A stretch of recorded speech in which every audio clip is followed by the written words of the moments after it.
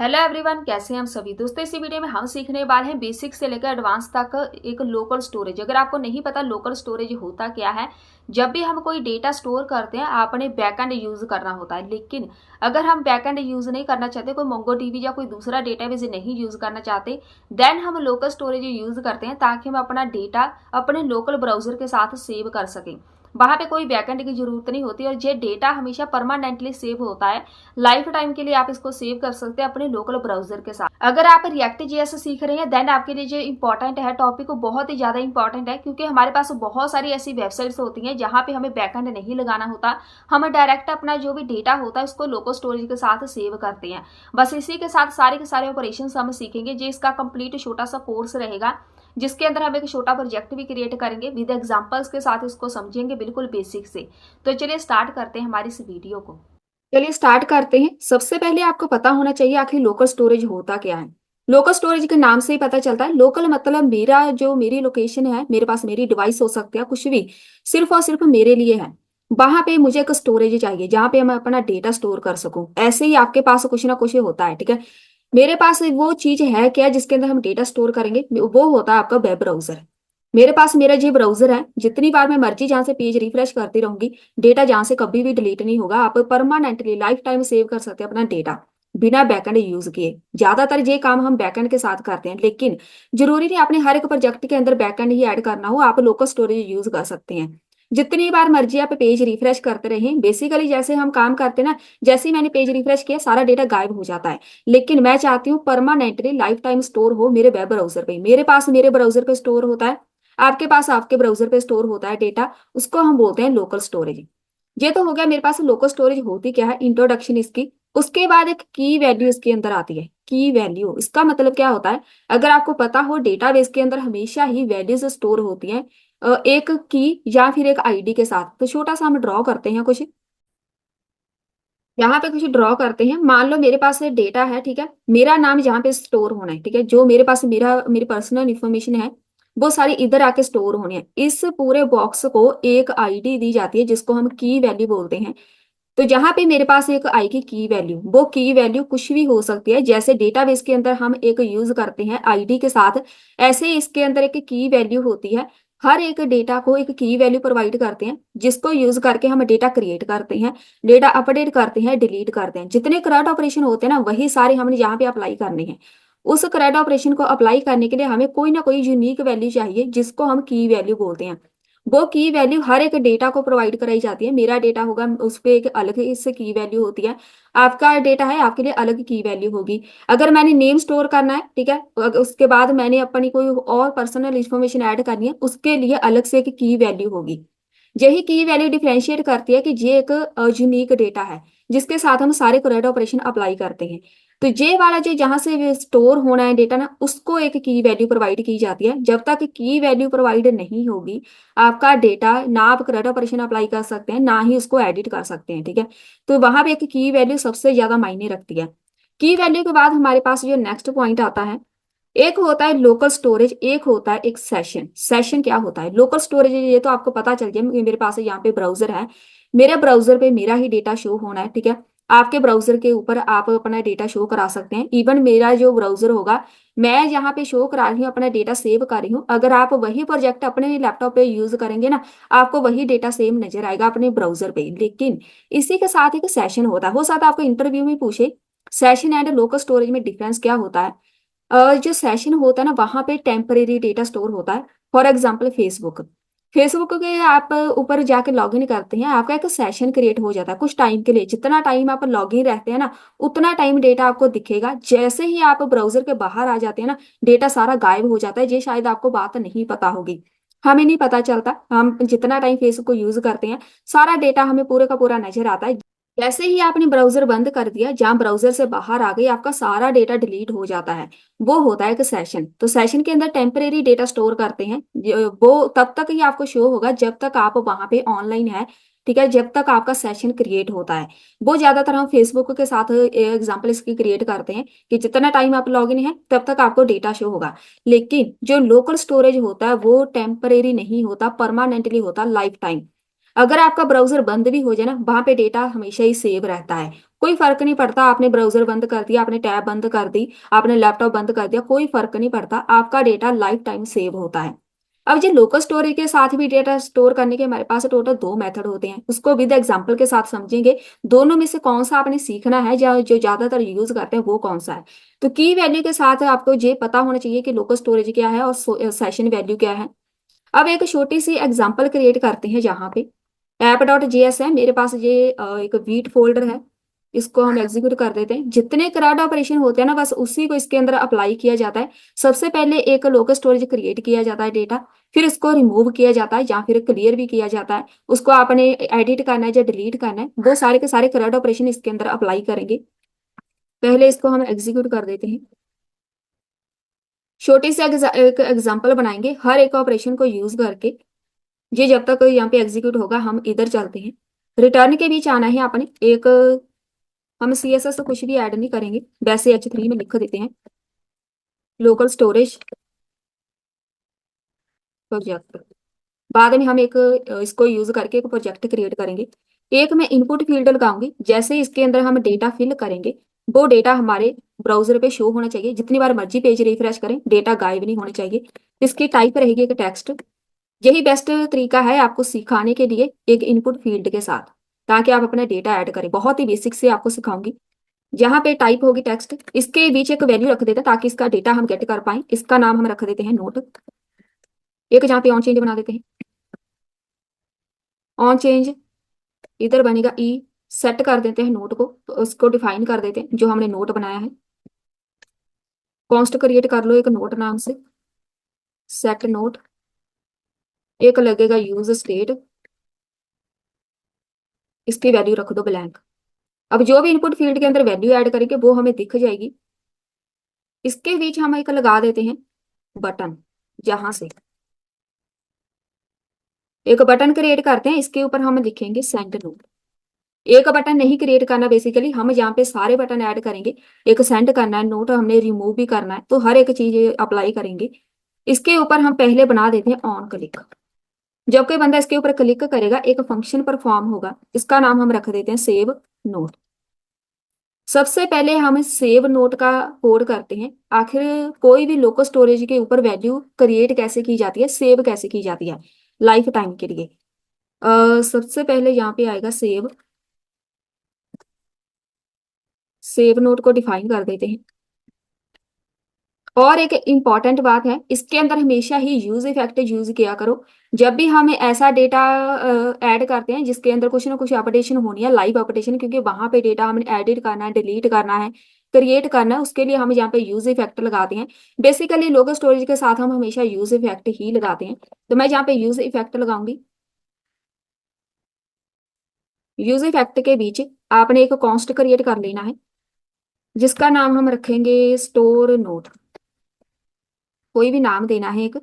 इधर आपने लिखना है लोकल स्टोरेज। कैसे डेटा स्टोर होगा उसके लिए हम यहाँ पे लगाते हैं लोकल स्टोरेज। लोकल स्टोरेज फिलहाल मैं इसको यहीं पे स्किप कर रही हूँ, क्योंकि ये वाला कोड हम तब लगाएंगे जब डेटा हमारे पास क्रिएट हो जाएगा। तो पहले मैं यहाँ पे सेंड नोट पे जाती हूँ। जब कोई बंदा सेंड वाले बटन पे क्लिक करेगा, डेटा सेंड होना चाहिए। तो यहाँ पे आना है, लोकल स्टोरेज ऐड कर लिए। सबसे पहले लोकल स्टोरेज कीवर्ड है जिसके साथ हमारा डेटा सेव होता है। सबसे पहला मेथड होता है सेट आइटम। सेट आइटम का मतलब होता है आपने सेट करनी है वैल्यू अपने ब्राउजर पे, मतलब आपने सेव करनी है वैल्यू। एक सेट आइटम होता है, एक होता है गेट आइटम। इसके नाम से ही पता चलेगा, सेट आइटम सेव करने के लिए, गेट आइटम वहां से डेटा शो करने के लिए। सेट करना है आइटम किसको, तो मैं यहाँ पे लिखूंगी नोट। ये एक नोट है मेरे पास, जे वाली वैल्यू जो हमने वैल्यू लिखी है, मैंने इसको सेव करना है अपने ब्राउजर पे। इधर आएगा एक नोट, आप इसका नाम कुछ भी रख दो। एक की वैल्यू होगी, ये होती है एक की वैल्यू। इसने एक की वैल्यू प्रोवाइड करानी है हर एक डेटा को, ठीक है। इसके बाद हम कर देंगे सेट सेव।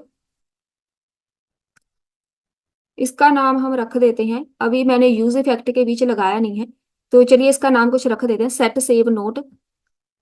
ये वाला तो मेरा मेन वेरिएबल है, यहाँ पे जो मैंने लगाया हुआ है कि नोट के अंदर वैल्यू सेट करनी है। तो इसको हम कर देंगे, किसकी वैल्यू सेट करनी है, नोट की। नोट के अंदर वैल्यू कहाँ से आएगी, इनपुट फील्ड से। जो इनपुट फील्ड के अंदर वैल्यू आएगी उसको इस वाले वेरिएबल के अंदर हम सेव करेंगे। सेट नोट नाम है इसका। अब इनपुट फील्ड के अंदर जो वैल्यू हमने फिल की है वो आ जाएगी इस वेरिएबल के अंदर, इसने जाके ब्राउजर पे भी शो करा देनी है, वहां पे सेव भी कर देनी है। उसके बाद जो मेरे पास सेट नोट है, मतलब मेरा जो इनपुट फील्ड है उसको ब्लैंक कर देंगे ताकि डेटा वहां पे पता चल जाए कि हाँ सेव हो चुका है। एक अलर्ट लगाते हैं ताकि पता चले हाँ नोट सेव हो गया है। फिलहाल इतना ही करेंगे। एक बार इसको रिफ्रेश करके देखो। जहाँ पे CSS ऐड है इसको हम स्किप कर देते हैं, कोई बात नहीं। इधर मैं कुछ भी हेलो टाइप करूंगी, अगर मैं यहाँ पे क्लिक करूँ सेंड नोट, नोट सेव्ड, इसको ओके करेंगे, आपका डेटा सेव हो चुका है लोकल स्टोरेज के ऊपर। अब इसको चेक करना है क्या मेरे पास एक्चुअल में सच में डेटा सेव हुआ भी है कि नहीं। हम चलते हैं फ्रंट एंड के ऊपर, बटन के बाद यहाँ पे शो करा देते हैं H1 में। किसको शो कराना है, जिसके अंदर आपके पास डेटा है। तो मैं यहाँ पे लिखूंगी सेव्ड नोट। इधर आपने अपने वेरिएबल प्रिंट कराना है, कौन सा, जिसके अंदर वैल्यू है। अभी जो वैल्यू हमने ऐड की है ना वो किसी भी वेरिएबल के अंदर हमने भेजी नहीं है, मतलब वैल्यू चली गई है, सेव हो गई है, उसको गेट नहीं किया। वो गेट किया जाता है यूज इफेक्ट के साथ।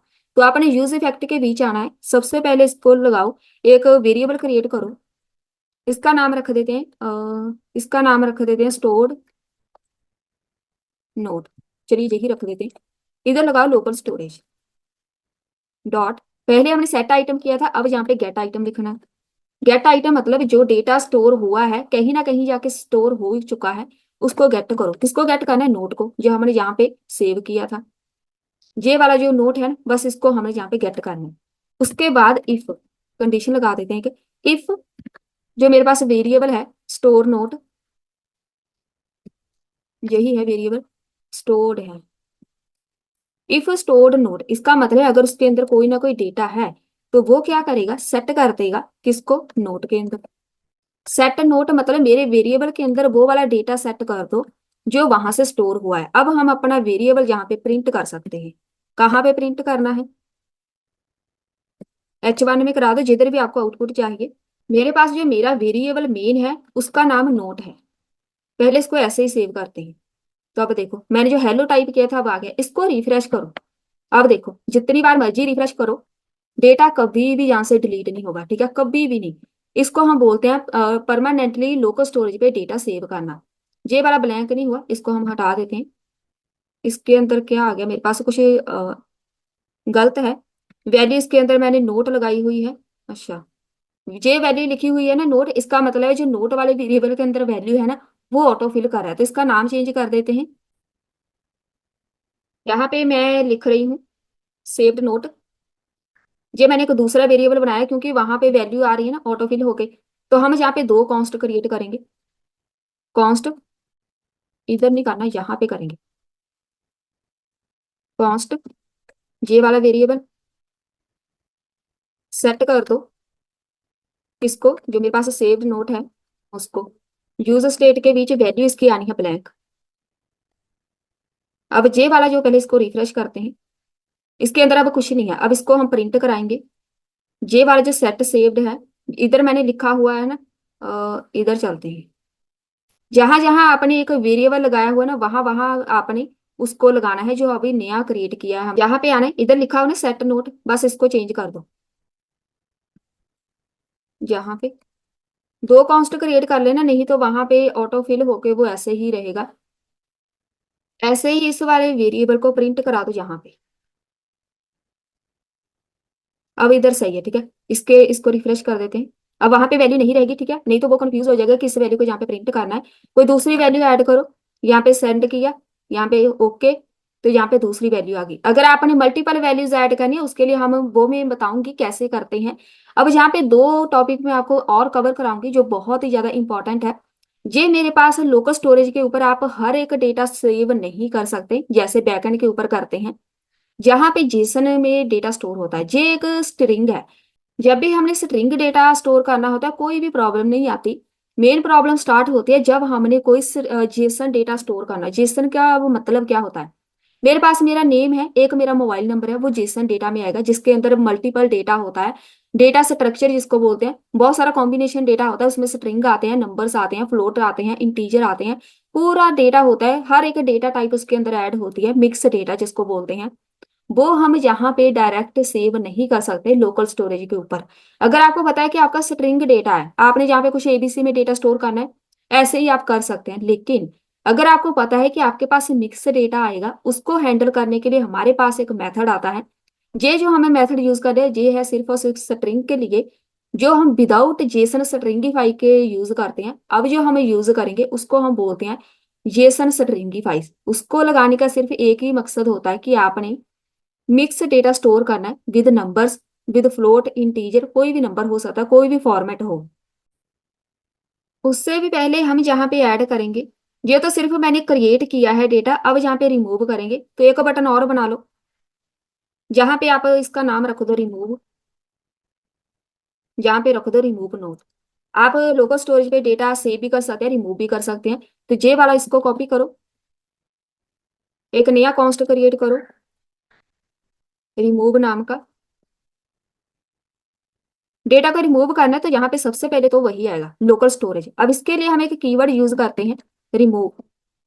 रिमूव आइटम, पहले थी सेट आइटम, गेट आइटम, अब है रिमूव आइटम। डिलीट करने को हम रिमूव बोलते हैं। तो ये हो गया नोट, किसको रिमूव करना है, मैंने नोट को। अब यहाँ पे जो सेट कर देंगे, सेव्ड नोट है ना मेरे पास, उसको ब्लैंक कर दो बस। वहां से डेटा डिलीट हो जाएगा। उसके बाद एक अलर्ट लगाना है तो लगा सकते हैं कि आपका जो डेटा है वो रिमूव हो चुका है। बस आपको बस जे वाली कमांड से आनी चाहिए, जे वाली, बाकी कुछ भी नहीं इसमें खास। यहाँ पे मैं रिमूव करूंगी, पहले रिफ्रेश करते हैं, डेटा स्टोर है, हाँ है। यहाँ पे रिमूव करेंगे, ओके किया, डेटा रिमूव हो गया। फिर से यहाँ पे पहले रिफ्रेश करके देखो, अब यहाँ पे डेटा नहीं है, यहाँ पे चेक करो, सेंड किया, डेटा ऐड हो गया, ऐड हुआ नहीं। एक बार फिर से करके देखते हैं, सेंड नोट, सेव हो गया वहां पे। अब इसको हम फिर से रिफ्रेश करते हैं, इधर रिमूव किया, डेटा हो गया रिमूव। इसको हम बोलते हैं रिमूव करना। इसी के साथ एक और लगाते हैं, एक होता है रिमूव, एक होता है क्लियर करना। आप चाहते हैं पूरा डेटा आपने क्लियर करना है, रिमूव नहीं करना, पूरे के पूरी लोकल स्टोरेज आपने क्लियर करनी है। उसके लिए एक दूसरा बटन लगा दो, यहाँ पे इसका नाम रख देते हैं क्लियर नोट।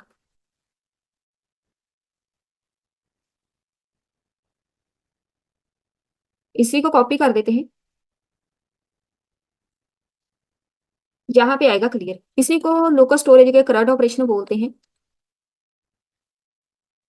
Clear note. इसके अंदर आपने क्या करना है, जहां पे रिमूव लिखा है ना, इसको क्लियर कर दो बस। और ये वाला जो किसको क्लियर करना है, कुछ भी बताने की जरूरत नहीं है, बस इसको बोलो कि हमने क्लियर करना है डेटा। इसको लगाने का थोड़ा सा अलग से ही है तरीका। मैंने जहाँ पे क्लियर करना है, ठीक है, किसको नहीं बताना, इसको पता है कि पूरी लोकल स्टोरेज हमने क्लियर करनी है, जितना मर्जी डेटा हो पूरे का पूरा क्लियर हो जाएगा। उसके बाद ये वाला इसको लगा सकते हैं, सेट सेव को हम यहाँ पे ब्लैंक कर देंगे बस। पहले डेटा ऐड करते हैं, सेंड किया, यहाँ पे ओके। एक तो यहाँ पे हो ही नहीं रहा, फर्स्ट टाइम नहीं हो रहा मेरे पास, या फिर ब्राउजर मेरा स्लो है। यहाँ पे पहले तो आपका स्ट्रिंग डेटा होना चाहिए, ये भी इशू है, मेरे पास मिक्स डेटा आ रहा है ना। अब यहाँ पे बिल्कुल सही है, तो एक और सेंड करके देखते हैं। फिलहाल आपके पास एक ही डेटा शो होगा, मैं जहाँ पे मिक्स डेटा ऐड कर रही हूँ। सेंड किया, ओके, यहाँ पे आ गया। अब इसके अंदर कुछ ऐड करते हैं ऐसे, सेंड, सही है, सारा डेटा ऐड हो रहा है। कभी कभी मेरे पास ब्राउजर नहीं ऐड हो रहा। अब इसके अंदर हम यहाँ पे क्लियर करेंगे, रिमूव तो हमने सीख लिया, क्लियर करेंगे, डेटा क्लियर हो जाना चाहिए सारा। अब ये तीन मेथड तो आपको क्लियर हो गए। अब आप सोच रहे होंगे कि अगर जहाँ पे हम नंबर्स ऐड करें तो क्या डेटा ऐड होगा। मैं जहाँ पे अलर्ट लगा रही हूँ उसके साथ मुझे इशू आ रहा है, मेरे पास जो ब्राउजर है कंप्लीट रिफ्रेश नहीं हो रहा। जहाँ पे लगाते हैं सारे अलर्ट हटा रही हूँ।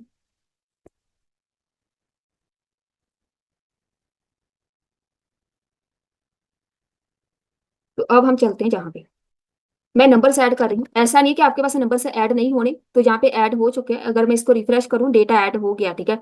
तो अलर्ट के साथ वो लाइव अपडेट हो रहा था, अब जहाँ पे पेज रिफ्रेश किया डेटा ऐड हो गया, ये नंबर्स है। ऐसा नहीं है कि आप विदाउट जेसन स्ट्रिंगिफाई के नंबर्स ऐड नहीं कर सकते, लेकिन ये ज्यादातर इसको हैंडल नहीं कर पाता, ज्यादा टाइम के लिए, लाइफ टाइम के लिए इसको हैंडल नहीं कर पाता। कुछ टाइम बाद ये आपको ब्लैंक आउटपुट देगा, वहां पे कुछ ना कुछ गलत आउटपुट होगी, जिसको हम ज्यादातर ऑब्जेक्ट बोलते हैं। वहां पे आपको कुछ ऐसे लिखा नजर आएगा, ऑब्जेक्ट। इस लुक में वो आपको डेटा प्रोवाइड कराएगा, ठीक है।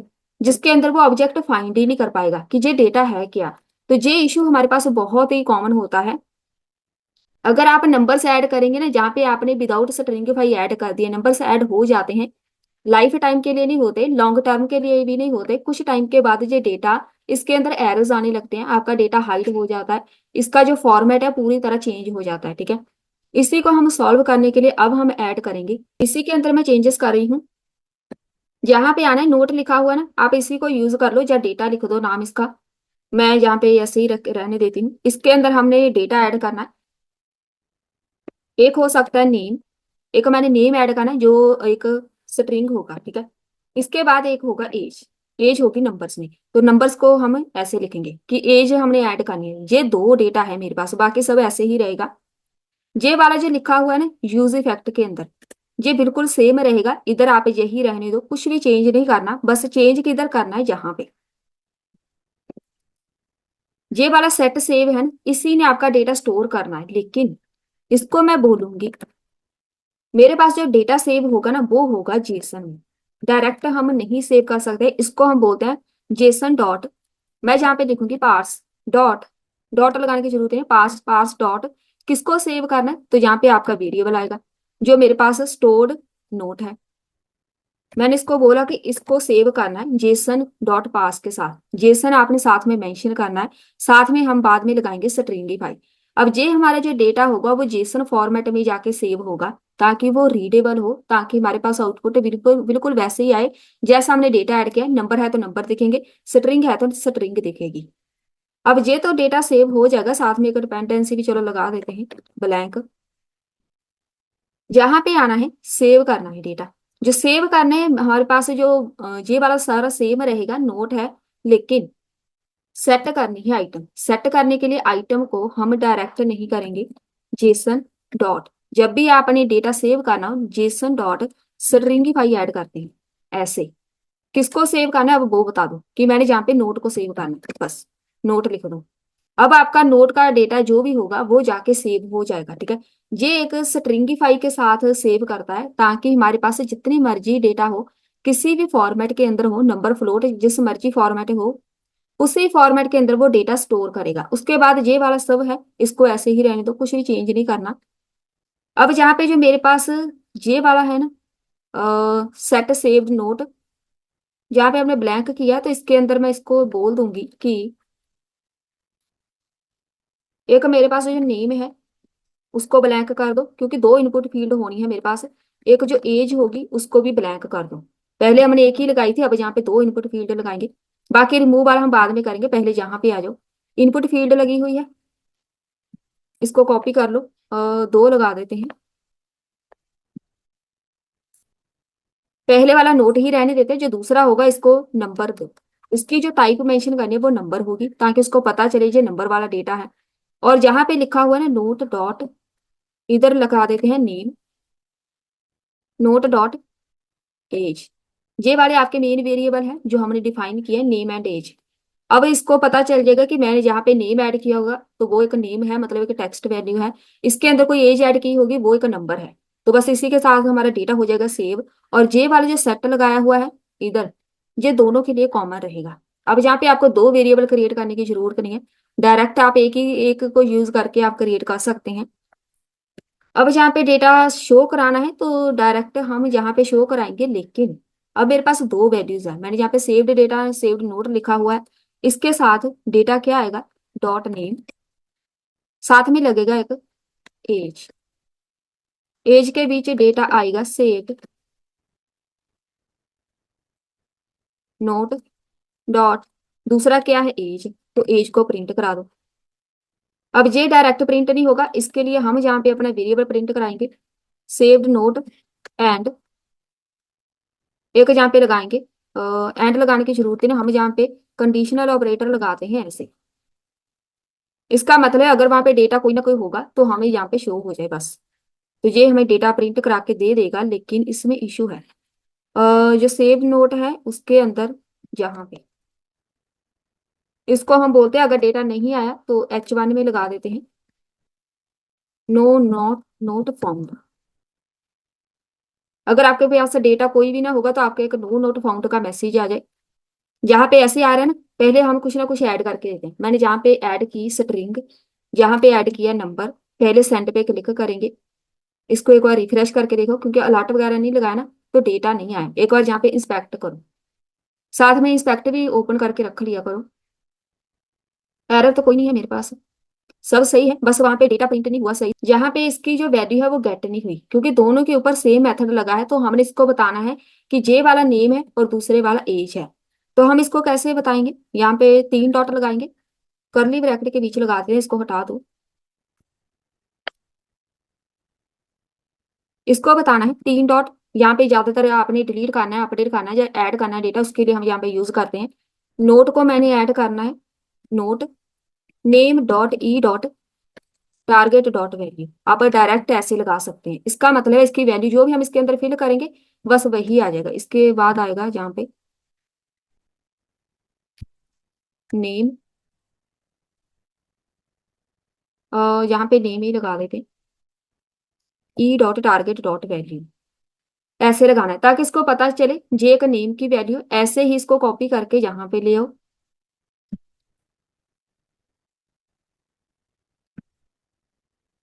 और इसके बीच लगा दो एज, ये वाला एज जहाँ पे लिखा है ना, बस इसी को हमें यूज करेंगे। इसको एक बार रिफ्रेश कर देते हैं। एक होगी स्ट्रिंग, एक होगा नंबर, सेंड पे क्लिक किया, एक बार रिफ्रेश कर देते हैं, तो यहाँ पे डेटा आ गया। बस इसी को हम बोलते हैं कि हमें यहाँ पे ऐसे डेटा प्रिंट करा सकते हैं विद स्ट्रिंगीफाई के साथ। अब आपने जो मेथड यूज करना है आगे चल के भी जो यूज करेंगे वो स्ट्रिंगीफाई ही होगा, क्योंकि वहां पे हमारे पास जब कोई प्रोजेक्ट क्रिएट करना होता है डेटा मल्टीपल फॉर्मेट में होता है, इसलिए हम हमेशा ही डॉट स्ट्रिंगीफाई ही यूज करते हैं। ऐसे ही अगर आपने रिमूव वाला करना है, ये वाला सेव वाला तो हो गया क्लियर। अभी हम इसके अंदर ऐड करेंगे रिमूव। बाकी सब कुछ सेम रहेगा, रिमूव के ऊपर मैं जहाँ पे ऐड करूंगी, जहां पे वैसे तो ये ऐसे ही कर देगा, सेट कर देंगे हम रिमूव को। सेट कर दो, जो मेरे पास सेव्ड नोट है उसको पहले ब्लैंक या नल कर देंगे, उसकी वैल्यू नल करेंगे, ब्लैंक नहीं करेंगे। नल करने का मतलब है वहां पे मेरे पास दो वैल्यूज है, दोनों की दोनों वहां पे खाली हो जाएंगी, रिमूव कर देंगे। बस इतना ही लगाना है, बाकी सारे का सारा जो रिमूव करने का मेथड है वो सब कॉमन है। जहां पे स्ट्रिंग की फाइल लगाने की जरूरत नहीं है, रिमूव पे क्लिक करेंगे आपका डेटा रिमूव हो जाएगा और ये वाला मैसेज दिखेगा। डायरेक्ट आप ऐसे रिमूव लगा दो। ऐसे ही आपने क्लियर करना है, क्लियर के ऊपर भी ऐसे ही आएगा। बस ऐसे ही क्लियर करना है जैसे पहले किया था। बस आपका डेटा जब ऐड करना हो तब वहां पे आपने स्ट्रिंगीफाई ऐड करना है, ताकि डेटा हर एक फॉर्मेट के अंदर हम हैंडल कर पाए। चलिए एक मैं आपको एग्जांपल बना के दिखाती हूँ, स्ट्रिंगीफाई एंड विदाउट स्ट्रिंगीफाई अगर हम डेटा स्टोर करते हैं। एक नई एग्जांपल बनाते हैं, तो एक कॉन्स्ट क्रिएट करते हैं, इसका नाम यूजर रख देते हैं, सेट कर देंगे यूजर को। यूज स्टेट लगा के इसके अंदर जो वैल्यू आएगी वो नल रखेंगे। एक यहाँ पे लगाएंगे यूज इफेक्ट, इसके बीच ऐड कर दो। सबसे पहले तो मैंने ऐड करना है कि एक कॉन्स्ट क्रिएट करना है यूजर नाम से, जिसके बीच आपने अपना डेटा ऐड करना है। तो डेटा मेरे पास एक नेम होगा, मिक्स डेटा होना चाहिए, एबीसी लगा दिया। एक एज होगी, एज यहाँ पे नंबर में है तो आपने ऐसे लिखनी है, ठीक है। आपने सिंगल कोट में नेम नहीं, एज नहीं रखनी, ताकि वो एक नंबर की तरह रहे।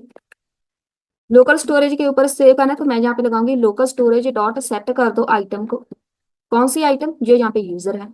यूजर के अंदर जो वैल्यू है पहले तो वो मैं जेसन के साथ यहाँ पे ऐड करूंगी, डॉट स्ट्रिंगीफाई, ताकि आपको अच्छे से पता चल जाए कैसे डेटा ऐड करना है। किसको ऐड करना है, मैंने यूजर को। आपका डेटा ऐड हो जाएगा। बस कॉन्स्ट क्रिएट करेंगे, रिट्रीव करना है वहां से डेटा हमें चाहिए, तो यहाँ पे सेव्ड डेटा नाम दे देते हैं इसको।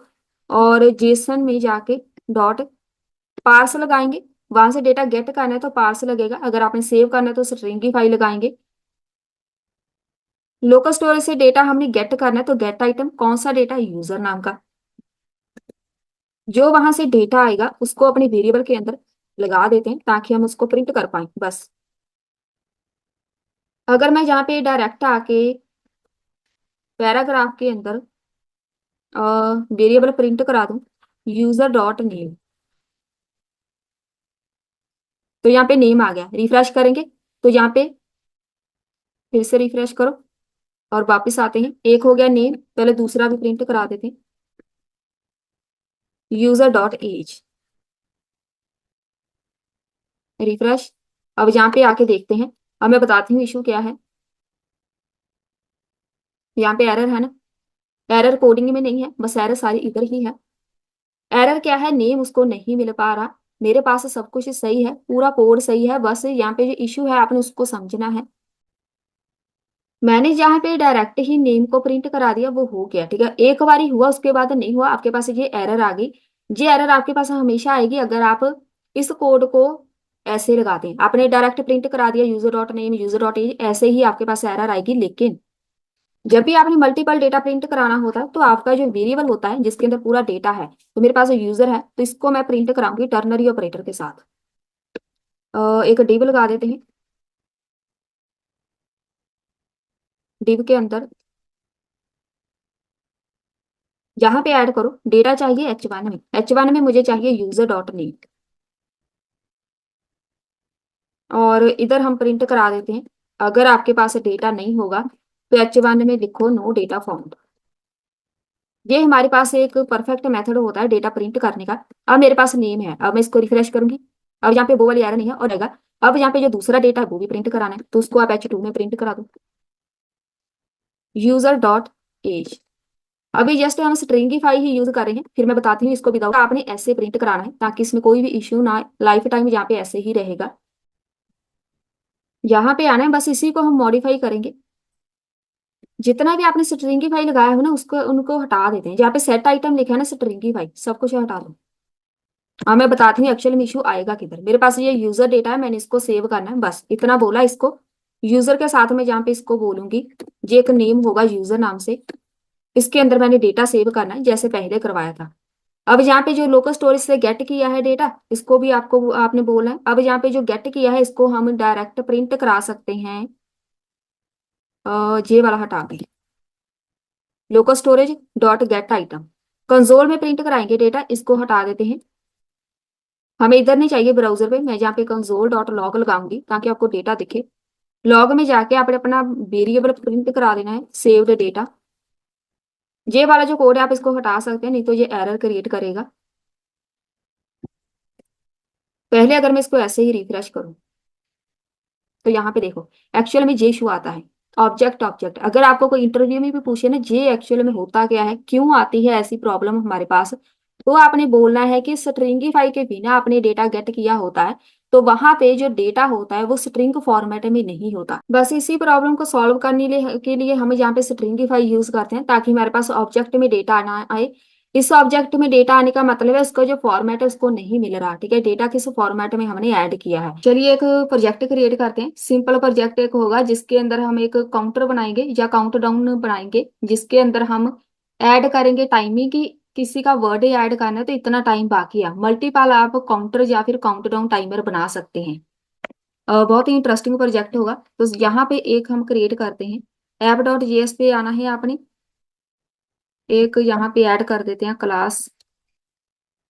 यहाँ पे हम इसका नाम रख देते हैं ऐप कंटेनर। H1 में लिख देते हैं कि ये एक इवेंट काउंटडाउन है। और एक फॉर्म बनाएंगे, तो मैं इसका नाम फॉर्म रख रही हूँ, कोई भी नाम देना है आपने। ये वाला फॉर्म हम यहाँ पे इंपोर्ट कर लेते हैं फ्रॉम फॉर्म। पहले एक पेज क्रिएट कर लो नया सोर्स फोल्डर के अंदर। पहले मेरे पास एक फॉर्म होगा जिसके अंदर मैं डेटा ऐड करूंगी, तो मैं यहाँ पे लिखूंगी। चलिए इसके अंदर जो इनपुट फील्ड आनी है वो एक फॉर्म के अंदर हमने सबमिट करनी है, तो मैं यहाँ पे एक फॉर्म ऐड करके सीएसएस मैं नहीं करवा रही इसकी, मेरे पास सीएसएस पहले से ही है। क्लास नेम ऐड करेंगे एक इवेंट फॉर्म। और ये इसके ऊपर लगेगा ऑन सबमिट, ये डेटा सबमिट होगा। तो ऑन सबमिट लगना है तो इसका मतलब एक हैंडल बनेगा। हैंडल सबमिट नाम दे दो, इसको कर दो डिफाइन।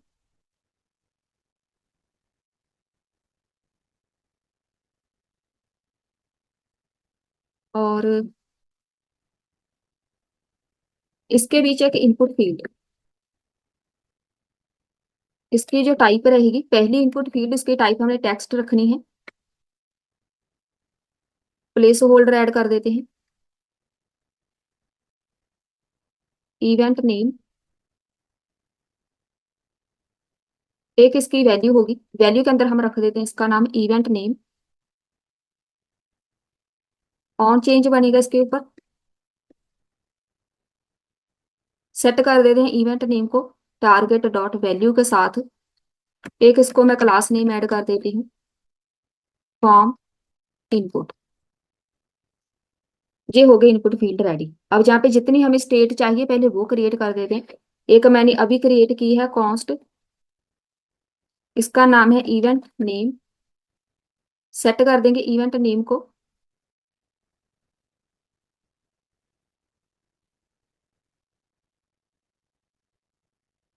इसके बीच वैल्यू आएगी ब्लैंक। ऐसे ही मेरे पास टोटल 4 वैल्यूज आनी है, event name, event date, time and description. Timing भी साथ में बतानी है, थोड़ी बहुत आप डिस्क्रिप्शन ऐड कर सकते हैं।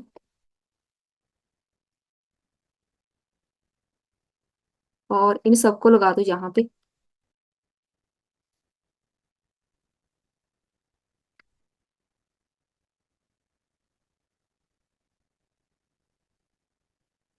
ये हो गया रेडी।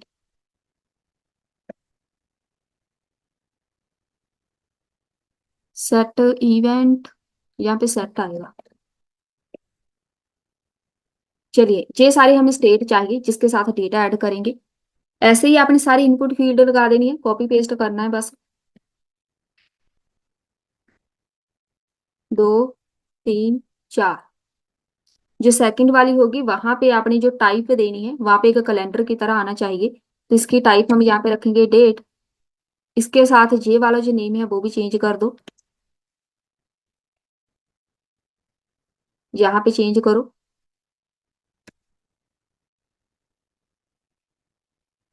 बस। इसके बाद यहाँ पे आएगा टाइम, तो वहां पे टाइमर अपने आप आ जाएगा, तो आपने बस इसकी टाइप टाइम मेंशन करनी है, तो वहां पे टाइमर आ जाएगा एक, इवेंट टाइम।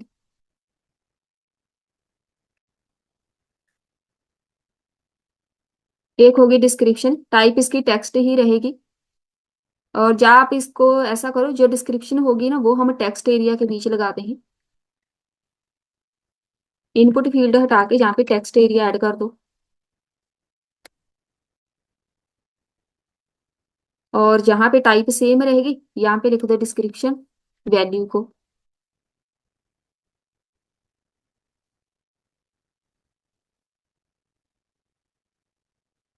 ये हो गए सारे रेडी। अब ये लास्ट में एक लगेगा बटन, बस इसकी टाइप कर दो सबमिट। एक इसको क्लास नेम ऐड कर देते हैं, फॉर्म बटन। इसके ऊपर लिख देते हैं ऐड।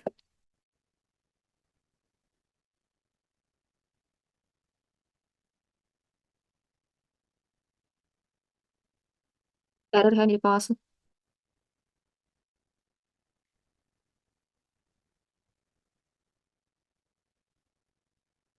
ब्लॉग स्लाइस हमने किधर ऐड किया है,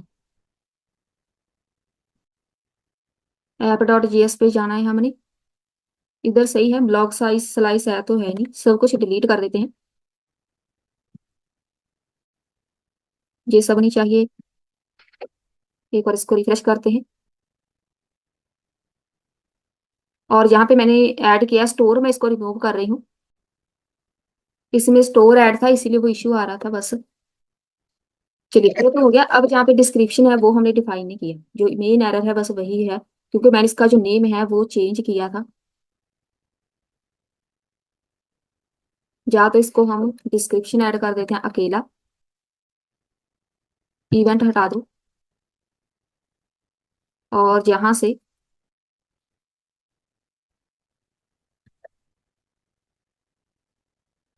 बस सही है। सीएसएस अपने आप ऐड हो गई। अब मैंने करना क्या है, यहाँ पे मैं इवेंट नेम रखूंगी, किसी का बर्थडे है, यहाँ पे हमने ऐड करना है कब है, तो हो सकता है वो कल हो, तो मैंने जहाँ पे ऐड किया यहाँ पे जी आ गया। इधर हमने टाइमिंग मेंशन करनी है, कितने बजे मुझे ये याद दिलाएगा कि हाँ इतने बजे बर्थडे है। इवेंट है, यहाँ पे कुछ भी लिख सकते हैं, आपने डिस्क्रिप्शन ऐड करनी है। जहाँ पे क्लिक करेंगे एक यहाँ पे लोकल स्टोरेज के ऊपर एक टाइमर की तरह बन के आना चाहिए। तो हम एक नया क्रिएट करते हैं पेज, जिधर हम ऐड करेंगे लिस्ट। लिस्ट ऐड करनी है और आपने पहले फॉर्म के ऊपर आ जाना है ताकि हम इसकी वैल्यू ऐड कर पाए। तो फॉर्म का पहले कोड लगाते हैं। जो हैंडल सबमिट है यहाँ पे ई पास कर दो, क्योंकि वहां पे हमने ई के साथ वैल्यूज गेट की है। इफ, पहले तो ई डॉट प्रिवेंट डिफॉल्ट लगाते हैं। इफ नॉट इवेंट नेम, इसका मतलब है अगर वहां पे इनपुट फील्ड ब्लैंक है, और नॉट इवेंट डेट, जितनी भी आपके पास है इनपुट फील्ड या दो लगा दो। रिटर्न कर देंगे कुछ भी नहीं, ब्लैंक। अगर इनपुट फील्ड में कुछ भी नहीं फिल किया तो हम यहाँ पे ब्लैंक रिटर्न करेंगे। पहली कंडीशन। इफ अगर है उसमें कुछ ना कुछ वैल्यू है तो कॉन्स्ट क्रिएट कर लेंगे न्यू इवेंट नाम का, जिसके अंदर इवेंट क्रिएट करना है लोकल स्टोरेज के ऊपर। जिसके अंदर वैल्यू कौन सी जाएगी, यहाँ पे मैं रखूंगी आईडी के साथ हम यहाँ पे डेट डॉट नाउ लगाएंगे। कब ऐड किया है, क्योंकि वहां पे टाइमर चलेगा, कितना टाइम बाकी है बर्थडे विश करना है, कितना टाइम बाकी है, कितने सेकंड बाकी हैं। तो मैं यहाँ पे ऐसे लिखूंगी। एक यहाँ पे नेम आएगा, नेम के बीच इवेंट नेम ऐड कर दो। डेट के साथ यहाँ पे इवेंट डेट, यहाँ पे ऐसे नहीं लिखेंगे क्योंकि करंट डेट हमें चाहिए, क्योंकि हम यहाँ पे इसको कंपेयर करेंगे। जो करंट डेट हम ऐसे ऐड करते हैं, ये वाला सिंबल प्रेस करना है escape बटन के नीचे। अब एक कंपेयर कैसे करेंगे, जो मेरे पास इवेंट डेट जो मैंने ऐड की है वहां पे उसको यहाँ पे लगाएंगे। ये टी मैं अपनी तरफ से लगा रही हूँ, जिस स्ट्रिंग के साथ वहां पे नजर आएगी। Event time, time and date दोनों को हमें टाइम डेट दोनों को कंपेयर करेंगे ताकि पता चले कितना टाइम बाकी है। डिस्क्रिप्शन साथ में जाएगी, डिस्क्रिप्शन। ये सारा डेटा स्टोर होना है जाके न्यू इवेंट के अंदर, बस इतनी सी वैल्यू है मेरे पास। जहां पे ऐड इवेंट जितने भी है, ऐड इवेंट के अंदर न्यू इवेंट हम पास कर देते हैं। ये वाला जो ऐड इवेंट होगा ये हमारे पास एक फंक्शन की तरह काम करेगा। ऐड इवेंट नाम दे दो इसको, बस कोई भी नाम देना है एक। सेट कर दो, जब भी हमारे पास डेटा सेव हो जाए हर एक को ब्लैंक कर दो। इनपुट फील्ड आपने ब्लैंक करनी है, इवेंट नेम को ब्लैंक कर दो, डिस्क्रिप्शन ब्लैंक कर दो, और क्या है, टाइम, सेट इवेंट टाइम। सारी इनपुट फील्ड वहां पे हो जाएगी ब्लैंक, और इसके अंदर आ जाएगा डेटा, इसको हम बाद में देखेंगे। बस इतना सही कोड है, इसका काम खत्म हो गया। इसके अंदर आपने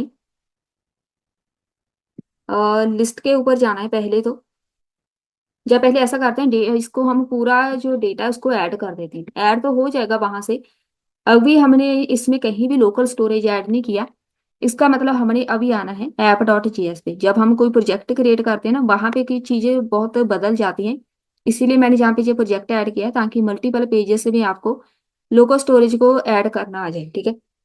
एक लिस्ट भी क्रिएट की है तो इसको हम बाद में ऐड करेंगे। जहां पे आना है, कॉन्स्ट क्रिएट करेंगे एक इवेंट्स नाम से, सेट कर दो इवेंट्स। इसके बीच वैल्यू आएगी एरे। एरे क्यों लगाएंगे हम, मैंने मल्टीपल इवेंट क्रिएट करने, हो सकता है 4 5 या 10 क्रिएट करूंगी, तो इसके लिए एरे आएगा। यूज इफेक्ट लगेगा अभी,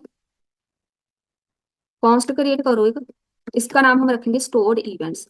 जितना मैंने पीछे पहले करवाया ना उसी को बस इसके साथ रिलेट करो, तो आपको पता चलेगा कैसे हम काम करेंगे। लोकल स्टोरेज के ऊपर मैंने सेव करना है डॉट, जो सेव होगा डेटा उसको गेट करेंगे। तो सबसे पहले तो हम गेट ऐसे यूज इफेक्ट के बीच लगाते हैं, अभी तक हमने डेटा ऐड नहीं किया। लेकिन यहाँ पे जब भी ऐड होगा तो ये पूरे का पूरा डेटा उठा के हमें प्रिंट करा देगा। तो मैं जहाँ पे गेट आइटम रखूंगी, कहाँ पे डेटा होगा, यहाँ पे, इसको बस यहाँ पे गेट कर लो, ये हमारे पास डेटा शो करा देगा। इफ यहाँ पे लगा देते हैं इफ कंडीशन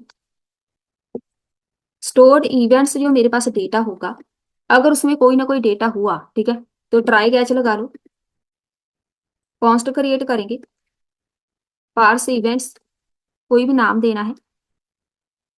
इसको हम लगाएंगे जेसन के साथ। अब यहाँ पे जेसन डॉट पार्स, जहां पे आएगा आपका वेरिएबल, वेरिएबल कौन सा है, स्टोर्ड इवेंट्स, इसके अंदर ही है ना डेटा, तो इसको मैं डॉट मैप के साथ, इवेंट के साथ, ये इवेंट इसका अपना खुद का वेरिएबल है, कोई भी नाम हो सकता है।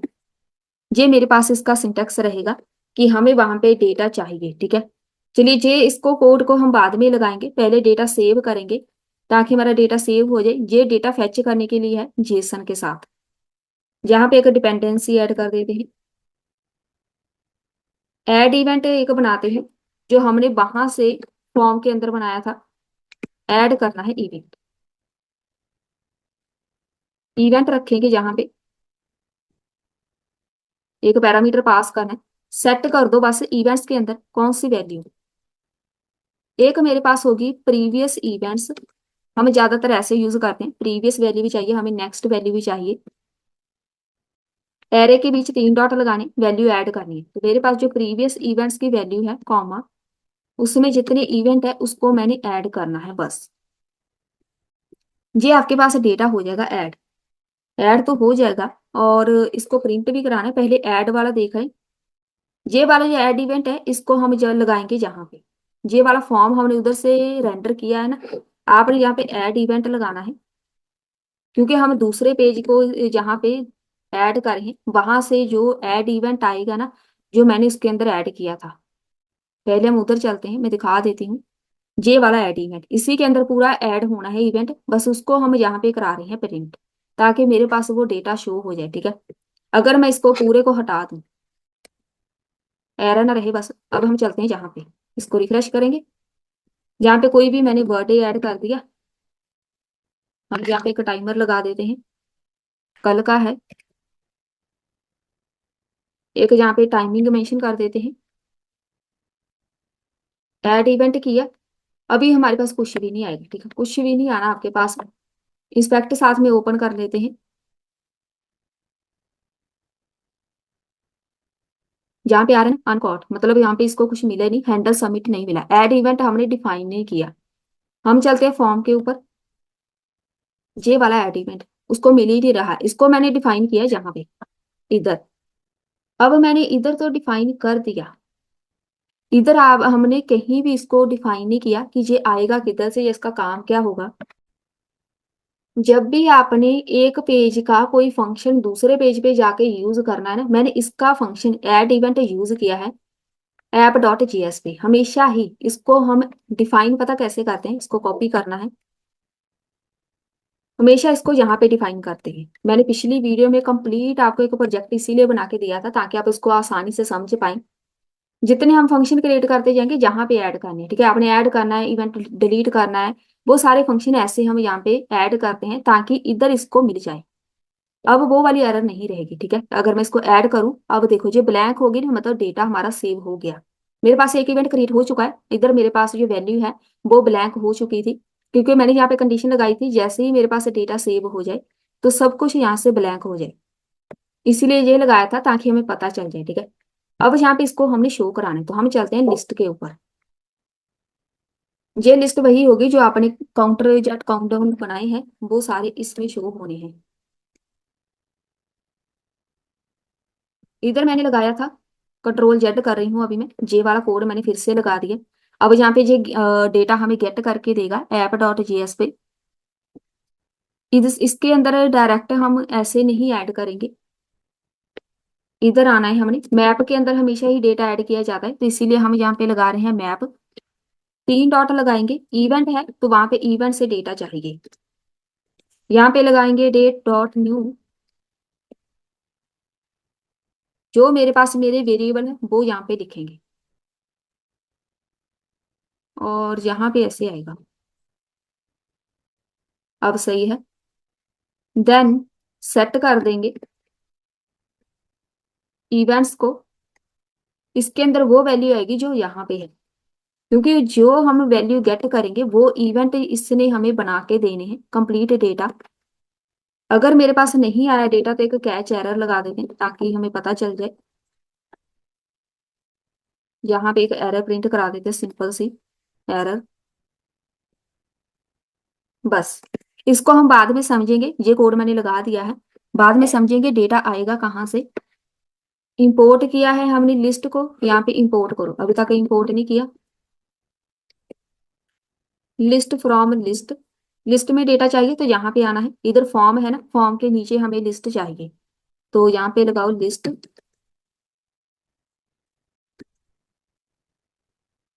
लिस्ट से डेटा चाहिए कौन सा, जो मेरे पास इवेंट्स है, इवेंट्स का डेटा हमें यहाँ पे मिलेगा ऐसे।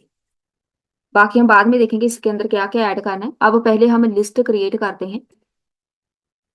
लिस्ट के अंदर डेटा शो कराने के लिए हम यहाँ पे ऐड करेंगे सबसे पहले किसका डेटा हमें चाहिए, तो मैं यहाँ पे लिखूंगी इवेंट्स, ये इवेंट वहां से आएगा जो हम क्रिएट करके आए हैं app.js से।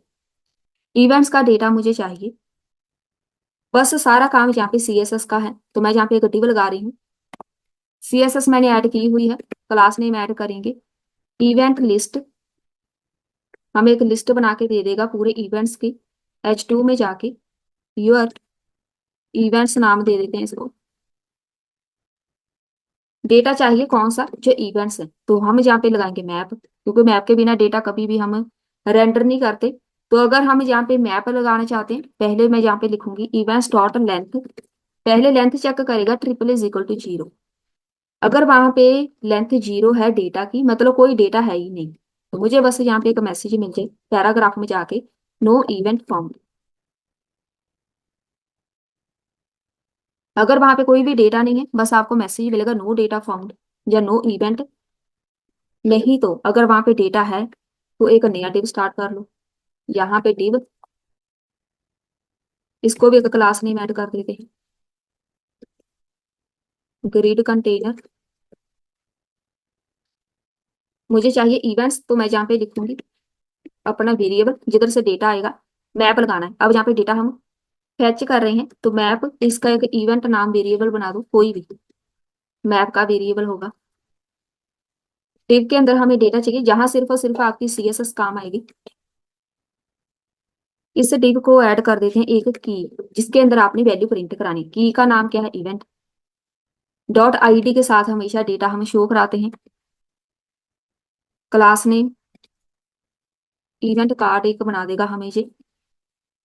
H3 में सिर्फ हेडिंग ऐड कर देते हैं। H3 में मुझे पहले डेटा चाहिए इवेंट डॉट नेम। अगर मैं इसको यहाँ पे आके रिफ्रेश करूँ तो यहाँ पे नो इवेंट लिखा नजर आ रहा है, ठीक है। एक बार इसको रिफ्रेश करो, यहाँ पे कोई एरर नहीं है, बस सही है, और नो इवेंट लिखा नजर आ रहा है। एक और इसको क्रिएट करके देखिए, कुछ भी यहाँ पे रैंडमली पिक कर रही हूँ, ऐड, तो यहाँ पे एक इवेंट तो आ गया, सही है, बस एक इवेंट क्रिएट हो गया।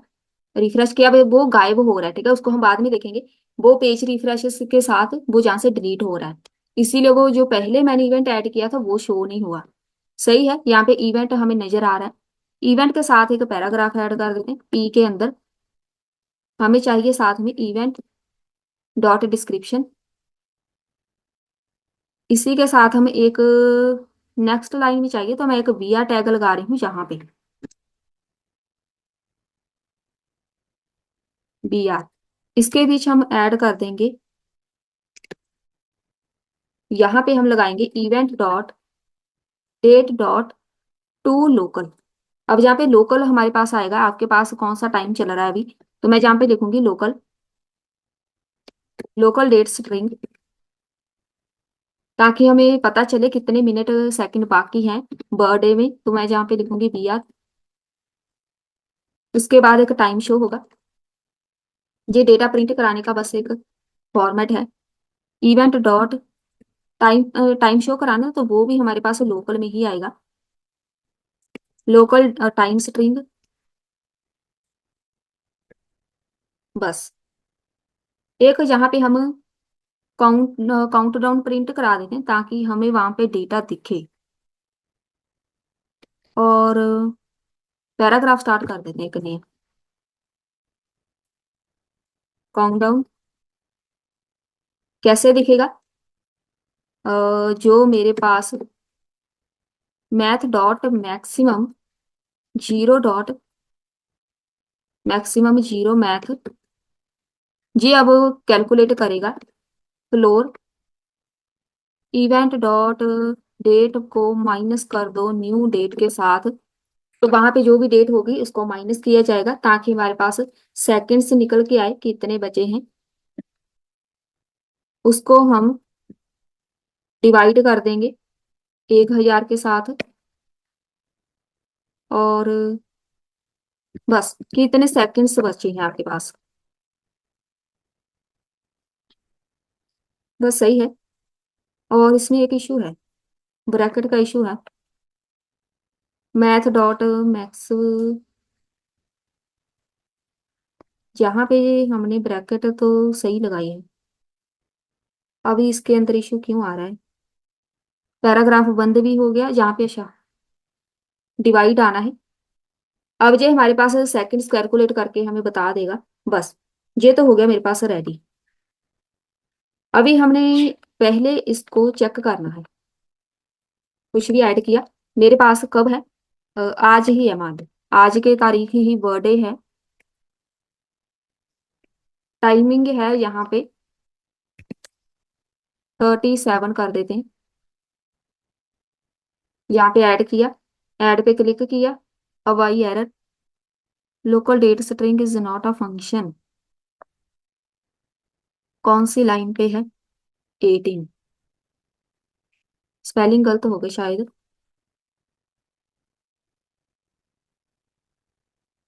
टू लोकल है तो सही।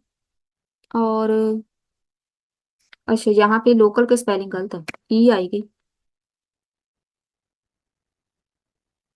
इसके ऊपर फिर से क्लिक करते हैं। अच्छा वहां से ब्लैंक हो गया, यहाँ पे क्लिक किया। हमने यहाँ पे आज की ही डेट ऐड करनी है, जो टाइमिंग होगी वो हम करेंगे 37। ऐड पे क्लिक किया तो यहाँ पे आ गए 32 सेकेंड बाकी हैं, काउंटडाउन खत्म हो जाएगा फिर। तो आपको ये बता देगा, मतलब यहाँ पे आप चेक कर सकते हैं कि इतना टाइम बाकी है। मेरे पास पूरी डिटेल तो आ गई। अब मैं इसको रिफ्रेश कर रही हूँ। जहाँ पे मेरे पास डेटा शो ही नहीं हो रहा, मतलब यहाँ पे पूरा डेटा गायब हो रहा है। अब हम इसको करेंगे लोकल स्टोरेज के ऊपर सेव। तो हम इसको हमेशा ही यूज इफेक्ट के बीच लगाते हैं, तो हम यहाँ पे एक नया यूज इफेक्ट बनाएंगे। जो भी आपका प्रोजेक्ट हो, जिसको भी आपने सेव करना हो, कैसे करेंगे? इफ इवेंट्स डॉट लेंथ, अगर आपने कोई इवेंट क्रिएट किया है, उसकी इवेंट 0 से ग्रेटर देन है लेंथ, मतलब कोई ना कोई इवेंट है, तो वो स्टोर हो जाए लोकल स्टोरेज। कहीं भी हमने सेट का कोड नहीं लगाया, सेट आइटम, सेट कर दो आइटम को। किसको सेट करना? इवेंट्स को। अब यहाँ पे ऐड करेंगे जेसन डॉट स्ट्रिंगीफाई। इसके बिना हम नहीं ऐड करेंगे, इसको ही हमेशा यूज किया जाता है, बस इतना आपने याद रखना है। साथ में डिपेंडेंसी ऐड कर देते हैं यहाँ पे इवेंट्स। अब अगर मैं इसको यहाँ पे आके फिर से क्रिएट करते हैं, जहाँ पे हम लिख देते हैं कि बर्थडे है, यहाँ पे आज की लगाएंगे। आज है यहाँ पे, और टाइमिंग हम यहाँ पे रखेंगे 39, ताकि सेकंड्स कैलकुलेट होके आ जाए। तो जहाँ पे 0 सेकंड आ गया वो पहले ही अपडेट हो गया। तो यहाँ पे ये तो आ गया। अब इसको हम रिफ्रेश करेंगे। अब देखो, कभी भी ये यहाँ से डिलीट नहीं होगा। बस इतना काम था इसका। अब इसको रिफ्रेश जितनी बार मर्जी करते जाओ। कोई नया इवेंट ऐड करना है, जहाँ पे कुछ ऐड किया। अब जहाँ पे आपका डेट फॉर्मेट बिल्कुल सही होना चाहिए। अगर आप गलत ऐड करते हैं, वहां पे आपका जो आउटपुट है वो बिल्कुल गलत आएगी। ऐड पे क्लिक किया। अब यहाँ पे देखो, ये कुछ ऐसे आ रहा है। आपको जहाँ पे बिल्कुल सही से मेंशन करना है डेटा। अब इसको फिर से हम रिफ्रेश करते हैं, तो ये ऐसे ही लाइफ टाइम के लिए रहेगी। अब मैं इसके अंदर एक बटन क्रिएट कर रही हूँ। बटन हमने क्रिएट करना है लिस्ट के अंदर, लिस्ट के अंदर लास्ट पे जाके जिधर हमने ये वाला लगाया ना, मैं चाहती हूँ कि जहाँ पे बटन क्रिएट हो जिसके ऊपर लिखा हो रिमूव का, इस पैराग्राफ के बाद एक बटन लगा देते हैं। क्लास नेम भी ऐड कर देती हूँ।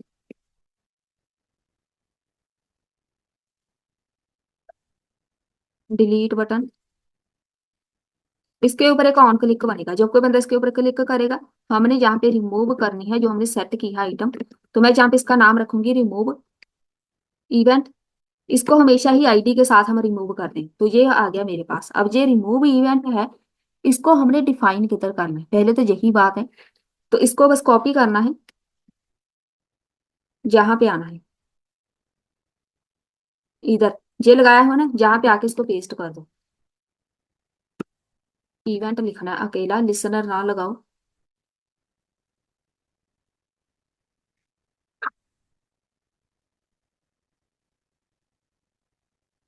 अब इसको हम डिफाइन करेंगे। पहले तो हम ऐप डॉट जेएस पे चलते हैं। रिमूव करेंगे वो कैसे, तो आपने आना है जहां पे जो आपके पास ये वाला है ना इवेंट, इधर आपने उसको जो उधर हमें मेंशन करके है ना रिमूव वाला, बस उसको यहाँ पे मेंशन करना है। इसका नाम रखो रिमूव इवेंट, इसके बीच आपने वही वाला वेरिएबल लगाना है, रिमूव इवेंट वाला जो उधर हमने मेंशन किया है। बस पहले चेक करो बटन आएगा कि नहीं, अभी एरर है। अभी इसको हमने डिफाइन भी नहीं किया, तो मैं पहले डिफाइन कर देती हूँ। जहाँ पे आ रहा है ना कि ये डिफाइन नहीं है, बस इसकी कोडिंग करनी है हमने। कोडिंग ऐप डॉट जीएस पे ही होगी। जैसे ये ऐड लगाया है, बस ऐसे ही एक कॉन्स्ट बनाओ रिमूव का। रिमूव के बीच जस्ट हम ऐड करेंगे, सेट कर दो इवेंट्स को, जो आपका वेरिएबल मेन है। जो मेरे पास प्रीवियस इवेंट है ना, जो मैंने क्रिएट किए हुए हैं, उसको previous event dot filter, filter use करेंगे इवेंट को रिमूव करने के लिए। ये मैंने सब कुछ पिछली वीडियो में बिल्कुल क्लियर बताया है कि जब भी डेटा रिमूव करना हो, हम यहाँ पे फिल्टर यूज करते हैं, जहां पे हम लगाएंगे इवेंट डॉट आईडी। इसका मतलब है जिस इवेंट के ऊपर क्लिक किया है, उसी के साथ हम उसी को डिलीट करेंगे, कोई दूसरा इवेंट ना डिलीट हो जाए बस। तो आईडी के साथ हमेशा हम डिलीट करते हैं। अब यहाँ पे जो बटन तो आ गया, इसके ऊपर लिख भी देते हैं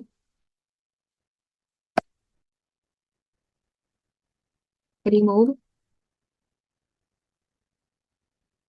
अब इसको हम बंद कर देते हैं। यहाँ पे क्लिक करना है, ये रिमूव हो जाना चाहिए। अब देखो पूरा डेटा रिमूव हो गया। अब ये बहुत ही बड़ा इशू है। अ, अगर मैं इसके ऊपर नहीं हुआ रिमूव, बस एरर आई है, तो एरर चेक करते हैं।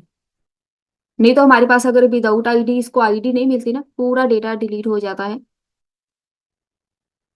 ये आईडी का ही इशू है, इसको आईडी नहीं मिल रही, तो आईडी मैंने डिफाइन नहीं की।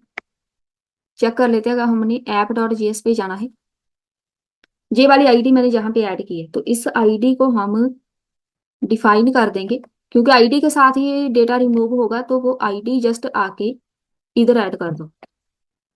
जब आपके पास कोई डेटा डिलीट नहीं हो रहा है, जहां आपके पास कोई गलत डेटा डिलीट हो रहा है, जैसे हमारे पास पिछली वीडियो में था ना बिना आईडी के, तो इस पे क्लिक कर रहे थे तो ये वाला डेटा रिमूव हो रहा था विदाउट आईडी। तो यहाँ पे क्लिक करेंगे, वो वाला रिमूव हो गया। यहाँ पे इसको भी रिमूव करना, पहले चेक कर लेते हैं ये बिल्कुल सही चल रहा है। तो जितनी बार मर्जी रिफ्रेश करते रहो, आपके पास ये डेटा ऐसे ही रहेगा। तो रिमूव वाला भी हो गया हमारा कंप्लीट।